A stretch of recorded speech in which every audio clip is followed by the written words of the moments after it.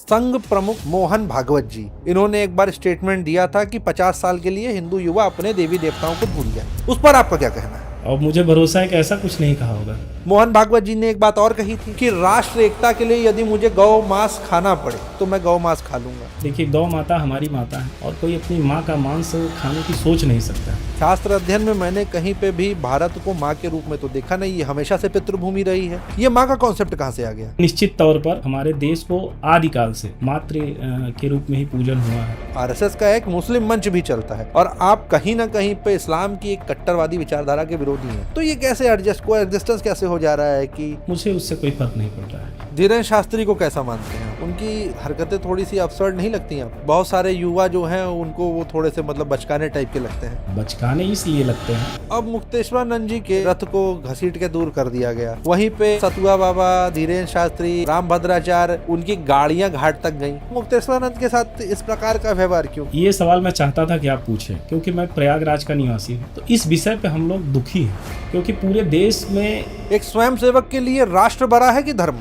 अगर राष्ट्र कल को कहे कि राम मंदिर को तोड़ के मस्जिद बनाना है तो आप राष्ट्र के साथ जाएंगे कि धर्म के साथ जाएंगे?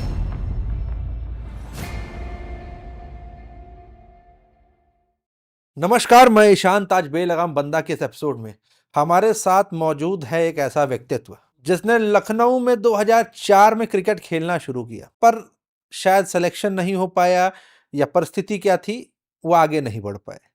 फिर वो चले गए इलाहाबाद पहुंचने के बाद में इन्होंने विश्वविद्यालय में एडमिशन लिया और एडमिशन के साथ ही शुरू होती है एक कांडों की श्रृंखला, जिसे लोग क्रांति कहते हैं।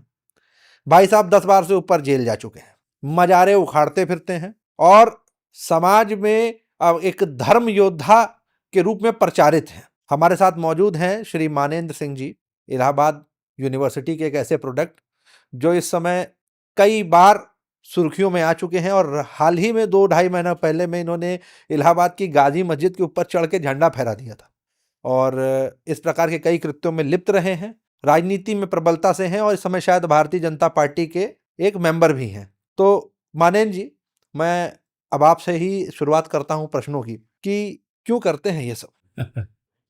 अभी जो आपने परिचय दिया है, ऐसा कुछ नहीं है। एक साधारण व्यक्ति है, बस असाधारण सोच है, उसी सोच को लेकर आगे चल रहे हैं। बाकी सब कार्य आप स्वयं ही बता रहे हैं। नहीं, मैं ये समझना चाहता हूं कि हिंदुत्व की विचारधारा जिसके लिए लोग लड़ते रहते हैं, बातें उठती रहती हैं, इतने सारे राजनीतिक दल, इतनी सारी विचारधाराएं, हर आदमी हिंदुत्व की अपनी एक अलग परिभाषा लेके चला रहा है। तो इसमें आप हिंदुत्व की राजनीति करने आगे बढ़े हैं, जो हिंदुत्व की राजनीति करने आप आगे बढ़े हैं, वो हिंदुत्व की राजनीति साकार कैसे होगी जब इतने सारे मत, इतने सारे पथ और इतने सारे धार्मिक अनुष्ठान, हर व्यक्ति का अपना एक विचार है इस हिंदुत्व की राजनीति में और इतने घनघोर विचार हैं कि एक दूसरे के प्रति लोग आक्षेप लगाने में कोई कसर नहीं छोड़ते। देखिए, ऐसा है कि भारत विविधताओं से बड़ा भरा हुआ देश है और उसी देश में बहुत सारे संगठन अपने अपने स्तर से हिंदुत्व का कार्य कर रहे हैं, लेकिन मैं मूल रूप से संघ का एक स्वयंसेवक हूँ और संघ के विचारों के अनुरूप एक स्वयंसेवक का कर्तव्य निभा रहा हूँ। और जो सनातन धर्म संस्कृति का एक अंग है, वो क्षत्रिय संस्कार के रूप में मैं सनातन रक्षक के रूप में भी एक जिम्मेदारी निभा रहा हूँ, जो मेरे हिस्से की जिम्मेदारी है, जो मुझे गलत लगता है। और विश्वास मानिए, जब से हिंदुत्व का कार्य हमने मुख्य रूप से शुरू किया है, तब से हमें पता चला कि हिंदुओं के ऊपर कितने आघात किए जा रहे हैं, कितनी साजिशें रची जा रही हैं और कौन कौन से षड्यंत्र रचे गए हैं जिसमें हमें फंसाने की कोशिश की जा रही है। तो जब ये सब चीज़ें देखी हमने, तो हमें तो विश्वास नहीं हुआ कि हमारे इस लोकतांत्रिक देश में, जहाँ ये हमारा देश है, हिंदुओं का देश है, उसी देश में हमारे खिलाफ, हमारे ही बीच में जो हमारे ही खाने पीने पे लोग जी रहे हैं, वो लोग हमारे ही खिलाफ षड्यंत्र कर रहे हैं। तो हमने संकल्प लिया कि इसके खिलाफ अब लड़ना पड़ेगा और उसी संकल्प का नतीजा है जो अभी आजकल आप देख रहे हैं, जो भी हमने सनातन धर्म के लिए इधर बीच किया है विगत वर्षों में, वही सब कारण है। आपने स्वयं को संघ का एक भाग बताया। संघ प्रमुख मोहन भागवत जी, इन्होंने एक बार स्टेटमेंट दिया था कि 50 साल के लिए हिंदू युवा अपने देवी देवताओं को भूल जाए और आप संघ के नाम पे श्री राम के नाम का पट्टा अपने गले में डाले हुए हैं। उसको डाल के बैठे हैं और इन्हीं राम को भूलने की बात भी संघ का प्रमुख कर रहा है, उस पर आपका क्या कहना है? नहीं, इस तरह का कोई बयान हमने तो नहीं सुना है। प्रचारित है उनके नाम से? हो सकता है, लेकिन जब तक हम नहीं सुनेंगे हम उस पे क्या कह सकते हैं, और मुझे भरोसा है कि ऐसा कुछ नहीं कहा होगा। अच्छा, चलिए, खैर वो कहा तो गया है, लेकिन अगर आप स्वीकार नहीं करना चाहते हैं तो बात अलग है। मोहन भागवत जी ने एक बात और कही थी जी कि राष्ट्र एकता के लिए यदि मुझे गौ मांस खाना पड़े जी तो मैं गौ मांस खा लूंगा। और हिंदुओं में गौ माता को लेकर बड़ी मतलब संवेदनशीलता है, जी इस पर क्या कहना है आपका? अब संयोग से ये बयान भी हमने नहीं सुना है, अरे बाप, लेकिन राष्ट्र हित की बात है। देखिए, गौ माता हमारी माता है और कोई अपनी माँ का मांस खाने की सोच नहीं सकता है। कहने की बात अलग है, अब वो किस संदर्भ में कब कैसे क्या कहा गया वो हम नहीं जानते हैं। गौ, अगर कोई अपनी माँ को, और भारत माँ और गौ माँ दोनों हमारी माताएं हैं, तो कोई अपने माँ का हित सोच नहीं सकता, और संघ का स्वयंसेवक तो नहीं सोच सकता है। सनातन परंपरा और व्यवस्था में किस ग्रंथ के अंदर भारत को माँ लिखा लगे है? अब ग्रंथों का अध्ययन तो है नहीं हमारे पास, लेकिन हम लोग जो सीखते हैं सामाजिक व्यवस्था से सीखते हैं। जो हमारे संस्कार हैं यही हमको शिक्षित करते हैं, जो हम अपने माता पिता से सीखते हैं, हम लोग बचपन से ही। और हमने जो अभी तक अपने छात्र धर्म में सीखा है कि हम लोग अपनी भारत को माँ कहते हैं, अपनी गौ माता को माँ कहते हैं, और जो हमारी माँ है वो भी हमारी माँ है, गंगा को भी हम माँ कहते हैं। तो ये हमारे संस्कार में है, और ये सब चीज़ें हम लोगों ने बचपन से ही सीखी हुई है। शास्त्र अध्ययन में मैंने कहीं पे भी भारत को माँ के रूप में तो देखा नहीं, ये हमेशा से पितृभूमि रही है। ये माँ का कॉन्सेप्ट कहाँ से आ गया? अब क्योंकि मैं कोट तो नहीं कर सकता हूँ, लेकिन निश्चित तौर पर जो हमने जाना है, हमारे देश को आदिकाल से इस भारत की भूमि को मातृ के रूप में ही पूजन हुआ है, तो निश्चित तौर पर ऐसा होगा। मातृभाषा होती है, मातृभूमि होती है, मातृ राष्ट्र नहीं होता। हाँ, तो जो मातृभूमि है वही राष्ट्र के रूप में परिकल्पित है। नहीं, ये गलत परिभाषा है। अब क्या, चलिए यह बताइए कि संघ के आप विचारधारा से समानताएं रखते हैं। संघ मुस्लिम मंच भी चलाता है, जी आरएसएस का एक मुस्लिम मंच भी चलता है, और आप कहीं ना कहीं पे इस्लाम की एक कट्टरवादी विचारधारा के विरोधी हैं। जी। तो ये कैसे एग्जिस्टेंस कैसे हो जा रहा है कि क्योंकि मेरी जानकारी में तो नहीं है मुस्लिम मंच, अगर होगा भी तो मुझे उससे कोई फर्क नहीं पड़ता है, क्योंकि मैंने जो बतौर स्वयंसेवक, क्योंकि मैं कोई संघ का वरिष्ठ पदाधिकारी नहीं हूँ, एक स्वयंसेवक हूँ, जो एक स्वयंसेवक के रूप में हमने जो प्रशिक्षण प्राप्त किया है उसमें हमने सिर्फ अपने राष्ट्र को, अपने धर्म को सर्वोपरि रखने का जो है की शिक्षा ग्रहण की है, और उसी को मैं जानता हूँ।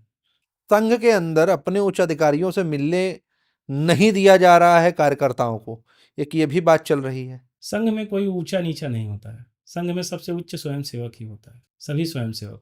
तो मुझको ये क्यों नहीं समझ में आ रहा है कि आप संघ के एक सदस्य हैं और आपके उच्च अधिकारी जो हैं वो संघ के प्रति निर्णय लेते हैं, आपको पता ही नहीं होता क्या निर्णय लिया जा रहा है? क्योंकि संघ परिवार आज दुनिया का सबसे बड़ा विचार परिवार है, और जब आप दुनिया का सबसे बड़ा शब्द इस्तेमाल करते हैं तो ये फिर बहुत बड़ा सागर हो जाता है। यहाँ पे बहुत कुछ चल रहा है, और संघ को राष्ट्र हित में बहुत सारे निर्णय भी लेने होते हैं, अपने बहुत सारे स्वयंसेवकों को भी तैयार करने होते हैं, बहुत से कार्यक्रम चलते रहते हैं। तो एक स्वयंसेवक सब कुछ तो नहीं ग्रहण कर सकता है। हाँ, एक जिम्मेदारी जो स्वयंसेवक निभाना चाहता है वो लेके उस कार्य को आगे बढ़ता है। एक स्वयंसेवक के लिए राष्ट्र बड़ा है कि धर्म? देखिए, राष्ट्र और धर्म अलग नहीं है हमारे लिए। हमारे लिए राष्ट्र और धर्म अलग नहीं, हमारा राष्ट्र ही हमारा धर्म है, तो राष्ट्र की रक्षा ही हमारा धर्म है, तो दोनों अलग कैसे हुए? हमारे लिए दोनों एक ही तत्व है। अगर राष्ट्र कल को कहे कि राम मंदिर को तोड़ के मस्जिद बनाना है तो आप राष्ट्र के साथ जाएंगे कि धर्म के साथ जाएंगे? राष्ट्र कह नहीं सकता है, क्योंकि राष्ट्र कौन है? जो राष्ट्रीय भावनाएं हैं वो राष्ट्र की भावनाएं कभी बदलती नहीं है, तो ऐसा तो संभव है नहीं। मात्र 15,000 लोग जिस व्यवस्था को चलाते हैं, जिसमें आईएएस पीसीएस की लॉबी से लेकर नेता और मंत्री हैं, यदि वो सब एक समांतर विचारधारा के आ जाएं, तो क्या राष्ट्र की परिभाषा तय करने वाले वो 15,000 लोग नहीं होंगे? राष्ट्र बहुत बड़ा स्वरूप है। राष्ट्र सिर्फ कुछ लोगों के विचारों से नहीं निर्मित होता है, उसकी परिकल्पना बहुत बड़ी होती है, उसमें बहुत सारे भाव होते हैं, और उसका अतीत होता है, उसका वर्तमान होता है। तो राष्ट्र को इस तरीके से परिभाषित आसानी से नहीं किया इसी जा परिभाषित राष्ट्र का एक भाग कट के पीओके बन गया। जी इसी परिभाषित राष्ट्र का एक भाग कट रहा है और वो धीरे धीरे धीरे धीरे चिकन नेक जी उस परिस्थिति में जा रहा है कि अलग राष्ट्र बन जाएगा। इसी राष्ट्र के अंदर लोग दलितिस्तान, जाटिस्तान, नए पाकिस्तान की डिमांड भी कर देते हैं। इसी राष्ट्र के अंदर लोग अपने अलग हिस्सेदारी की बात कर देते हैं। इसी राष्ट्र के अंदर लोग कहते हैं कि फलानी जाति की बिटिया दो, तब हम एकता मांगेंगे। गलत विचार है। तो ये आप कैसे कह सकते हैं कि ये राष्ट्र जो है एक बहुत बड़ा स्वरूप है? ये तो मुझे इसीलिए तो छोटे मैं कह छोटे रहा स्वरूप हूँ नजर आ रहे हैं। इसीलिए तो मैं कह रहा हूँ कि यहाँ बहुत कुछ है, लेकिन अच्छे विचारों के साथ गलत विचार भी हैं। और जो आपने पीओके की बात की, और जैसे हमसे टूट के पाकिस्तान, बांग्लादेश, अफगानिस्तान भी बने हैं, ये हमारी पीड़ा है। और हम लोग ये भाव रखते हैं कि अखंड भारत के रूप में एक न एक दिन ये हमारे टूटे हुए हिस्से हमसे ज़रूर जुड़ेंगे। उस संकल्प को भी लेकर हम लोग चलते हैं। तो ये टूटे हुए इससे जुड़ेंगे कैसे? उसकी एक लंबी यात्रा होगी, और उस यात्रा को हम लोग चरणबद्ध तरीके से आगे बढ़ रहे हैं। उसमें आप कन्वर्ट होंगे या वो कन्वर्ट होंगे? नहीं, कन्वर्ट जो हुए हैं वो होंगे, हम तो मूल रूप में हैं। शंकराचार्य कहते हैं मिट्टी पे गिरा दूध पीने योग्य नहीं रह जाता।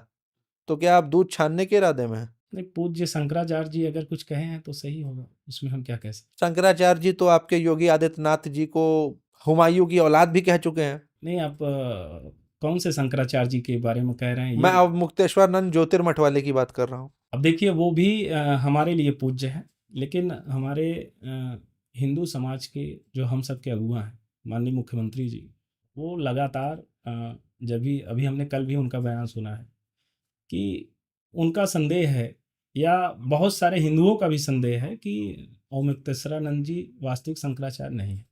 तो अभी उस पे हम टिप्पणी नहीं करना चाहते हैं, क्योंकि मैं एक सनातनी हिंदू होने के नाते सभी हिंदुओं का सम्मान करता हूँ। वो सही है गलत है, ये बड़े स्तर की चीज़ें हैं, उस पर निर्णय वरिष्ठ लोग लेंगे। कौन है ये वरिष्ठ लोग? वरिष्ठ जन ऐसे हैं जो हमारे, कोई एक ही शंकराचार्य नहीं है, 3 अन्य और शंकराचार्य जी हैं। हमारे देश में बहुत सारे जगत गुरु भी हैं, आचार्य जगत गुरु जी हैं। तो यही सब लोग हमारे धर्म के वरिष्ठ जन हैं। इन लोगों के पास अधिकार है तय करने के लिए अच्छा बुरा। धीरेन्द्र शास्त्री को कैसा मानते हैं आप? वो हमारे नायक हैं, हीरो हैं हिंदू समाज के। उनकी हरकतें थोड़ी सी अब्सर्ड नहीं लगती आपको? नहीं लगती। बहुत सारे युवा जो हैं उनको वो थोड़े से मतलब बचकाने टाइप के लगते हैं। हाँ, बचकाने इसलिए लगते हैं, अभी आपने सही सवाल किया, क्योंकि धीरेन्द्र शास्त्री जी की उम्र भी बचपना की है। अभी जिस 28 साल के हो गए होंगे हो या सकता है। 29। हाँ, तो ये कोई बहुत ज़्यादा उम्र नहीं है, और वो स्वयं को हनुमान जी का भक्त मानते हैं, और उनके अंदर एक चंचलता है, तो मुझे वो बुरा नहीं लगता, हम तो उसे अच्छा मानते हैं। और साफ हृदय के व्यक्ति हैं, जो बात होती है मन सामने कहते हैं। अब मुक्तेश्वरानंद जी के रथ को घसीट के दूर कर दिया गया। वहीं पे सतुआ बाबा, धीरेन्द्र शास्त्री और रामभद्राचार्य, उनकी गाड़ियां घाट तक गईं। और वहीं पे अगले दिन में स्वयं निश्चलानंद सरस्वती जो कि पूरी पीठ के शंकराचार्य है, उनकी गाड़ी तक गई। पर अब मुक्तेश्वरानंद के साथ इस प्रकार का व्यवहार क्यों? क्या मतलब अभी पर्सनल खुन्नस है? ये सवाल मैं चाहता था कि आप पूछें, क्योंकि मैं प्रयागराज का निवासी हूँ, और मेले में सौभाग्य से हम लोग पूरा लगे रहते हैं सेवा में, जन सेवा में, जितने भी श्रद्धालु आते हैं। तो इस विषय पे हम लोग दुखी हैं, क्योंकि पूरे देश में प्रयागराज की छवि धूमिल की जाने का प्रयास किया गया इस विषय को लेकर। और मुक्तेश्वरानंद जी की रही बात, तो मुझे याद है पिछले वर्ष महाकुंभ में इसी मौनी अमावस्या पे कुछ घटनाएं घटी थी, तो मुक्तेश्वरानंद जी ही चिल्लाने लगे थे सबसे पहले मीडिया में आके कि ये मोदी योगी जी जो है अपना प्रचार का माध्यम बना लिए हैं, कुंभ में कोई व्यवस्था नहीं है, लोग मारे जा रहे हैं, कोई देखने वाला नहीं है। और संयोग देखिए, इस बार मेला बहुत शांति से गुजर रहा था, लेकिन उसी मौनी अमावस्या पे जब सब कुछ शांति से चल रहा था, तो इस बार स्वयं महाराज जी ही पहुंच गया व्यवस्था फैलाने। इसलिए हम लोगों को संदेह होता है कि शंकराचार्य जी कहीं विपक्षी पार्टियों के साथ मिले हुए ना हो और अव्यवस्था स्वयं फैलाने पहुंच गए।